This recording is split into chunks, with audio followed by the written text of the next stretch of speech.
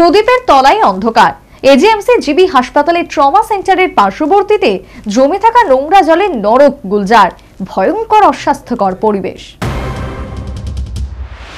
বিশেষ করে ম্যালেরিয়া সহ জল এবং মশাবাহিত রোগ প্রতিরোধে স্বাস্থ্য দফতরের আগাম সচেতনতা এবং সতর্ক বার্তার অন্ত নেই। বাড়িঘরে যেখানে সেখানে জল জমা হতে দেখা যাবে না। জলাধারগুলো ঢেকে রাখা হবে, নোংরা আবর্জনা সবসময় পরিষ্কার রাখতে হবে। কিন্তু একই কাণ্ড, প্রদীপের তলাতেই অন্ধকার। খোদ এজিএমসি জিবি হাসপাতাল চত্বরে বর্তমানে যে হাল তা উপযুক্ত সংরক্ষিত পরিবেশের পুরোপুরি উল্টো। এজিএমসি জিবি হাসপাতালের ট্রমা সেন্টারের পার্শ্ববর্তী খোলা আকাশের নিচে জমাকৃত নোংরা পচা জলে নরক গুলজারে পরিণত।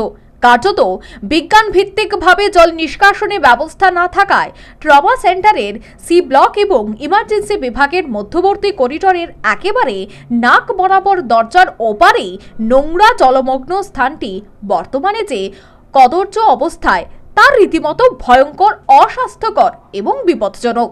মূলত ট্রমা সেন্টারে যে সমস্ত ওয়ার্ড ও অন্যান্য বিভিন্ন বিভাগ রয়েছে, সেসবের টয়লেট, বাথরুম থেকে শুরু করে অন্যান্য বজ্রজল এই স্থানে জমা হচ্ছে। কার্যত উপযুক্ত বিজ্ঞান ভিত্তিক নিষ্কাশনের ব্যবস্থা না থাকায় প্রতিদিন জমাকৃত জলের পরিমাণ বাড়ছে এবং এ সমস্ত নোংরা জলে অন্যান্য সামগ্রী পচনের ফলে দুর্গন্ধ এবং দূষণ ছড়াচ্ছে অবিরত প্রতিদিন। শুধু দুর্গন্ধ এবং দূষণই নয়, জমাকৃত এই নোংরা জল যত সব বিপদজনক মশার বংশবৃদ্ধির সূতিকাগারে পরিণত হয়েছে।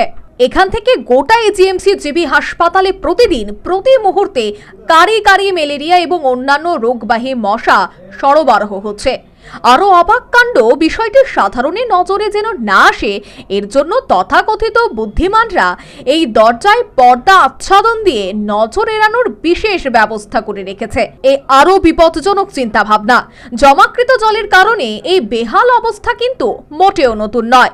কার্যত বিজ্ঞান ভিত্তিকভাবে জলে নিষ্কাশনী ব্যবস্থা না রেখে ট্রমা সেন্টারে নির্মাণের ফলে জন্মলগ্ন থেকেই এই দুরবস্থা। প্রাথমিক অবস্থায় নিজ প্রতিক্রিয়ায় এই জমাকৃত জলের উৎসস্থলের কথা জানালেন এজিএমসি জিবি হাসপাতালের medical super doctor Shankar Chakraborty.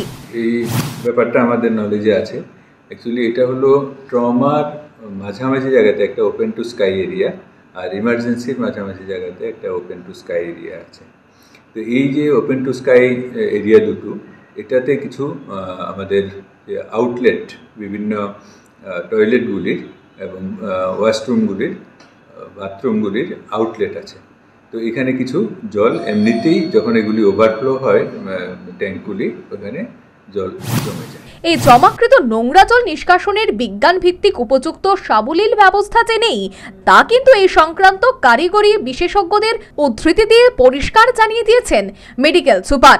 এক্ষেত্রে ভরসা পাম্প মেশিন। এই পাম্প মেশিন যে নিয়মিত যে কোনো কারণে চলে না বা চালানো হয় না। বিগত বছরের পর বছর যাবৎ জমে থাকা এই নোংরা জল এর জ্বলন্ত উদাহরণ এবং এর যে স্থায়ী কোনো সমাধান হচ্ছে না। পূর্ত দফতরের কর্তাদের উদ্ধৃতি দিয়ে পরিষ্কার ভাষায় পাম্পের উপর নির্ভরশীলতার কথা জানালেন medical super doctor Shankar Chakraborty. আমরাও সেটা যে টেকনোলজিক্যাল পার্টটা, সেটা তো আমরা ডিপেন্ড করতে হবে পিডব্লিউডির উপরে। ওনারাই অ্যাপ্রোপ্রিয়েট টেকনোলজি কী হবে এখান থেকে জলটা সরানোর জন্য, কীভাবে জলটা এখানে না জমে ড্রাই থাকে এরিয়াটা। আর স্বাভাবিক কারণে এই নোংরা ময়লা জল যখন জমবে সেখানে মশা মাছির উপদ্রব তো হবেই এবং সেটার আশপাশে গন্ধ ছড়াবে, রোগের ক্ষেত্রেও অন্যান্য সমস্যারও প্রাদুর্ভাব হতে পারে। এটা তো একদম সত্যি কথা। তো সেই জন্য আমরা এটাকে সবসময় ইয়েতে দেখি। তো এখন যে প্রায় সময় মাঝে মধ্যে এটা জমে যায়, জমে গেলে আমরা তখন দেখি হয়তো বেশিরভাগ কারণে হয়তো পাম্পটা খারাপ হয়ে গেছে, এই কারণেই জমে থাকে। নাহলে পাম্প ঠিক থাকলে এখানে যে পাম্প অপারেটররা আছেন ওনারা অ্যাকচুয়ালি কিছু নয়, একটা সুইচ শুধু অন করে দেওয়া। তো এটা তো শুধু পাম্প অপারেটররা এসে করে যাবে এমনও নয়, ওখানে যারা অন্য স্টাফ আছেন যে কেউ শুধু আমরা যেমন বাড়ি করে একটা বাল্বের সুইচ অন করি, এতটুকু কাজই। এরপরে কাজটা হয়ে গেল, তারপরে সুইচটা অফ করে দিলে হবে।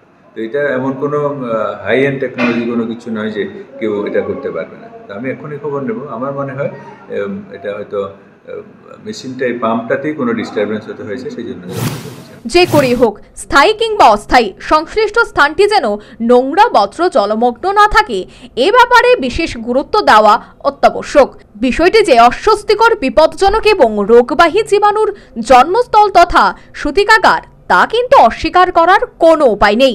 বিজ্ঞানের যুগ, সমাধান না হওয়ার কোনো কারণ নেই। সুতরাং নরক গুলজার পরিবেশ পরিস্থিতি দূরীকরণের ব্যাপারে একটা স্থায়ী সমাধান কিন্তু অত্যাবশ্যক। দেবব্রত চক্রবর্তী এবং সুমন্ত ব্যানার্জির report, news vanguard. Srija institute of kidney sciences কিডনির জটিল রোগের চিকিৎসার জন্য এক উৎকৃষ্ট প্রতিষ্ঠান, যেখানে উত্তর পূর্ব ভারতের প্রথম এবিও অসামঞ্জস্য কিডনি প্রতিস্থাপন এবং মৃত ব্যক্তির কিডনি প্রতিস্থাপন করা হয়। এখানে 115টিরও বেশি কিডনি প্রতিস্থাপন এবং উত্তর পূর্ব ভারতের সবচেয়ে বেশি হিমোডায়ালিসিস করা হয়েছে এবং এই সংখ্যা দিন দিন বাড়ছে। Srija institute of kidney sciences Tripura সরকার সহ অরুণাচল প্রদেশ, মেঘালয়, মিজোরাম, মণিপুর এবং নাগাল্যান্ড সরকার দ্বারা স্বীকৃতি প্রাপ্ত।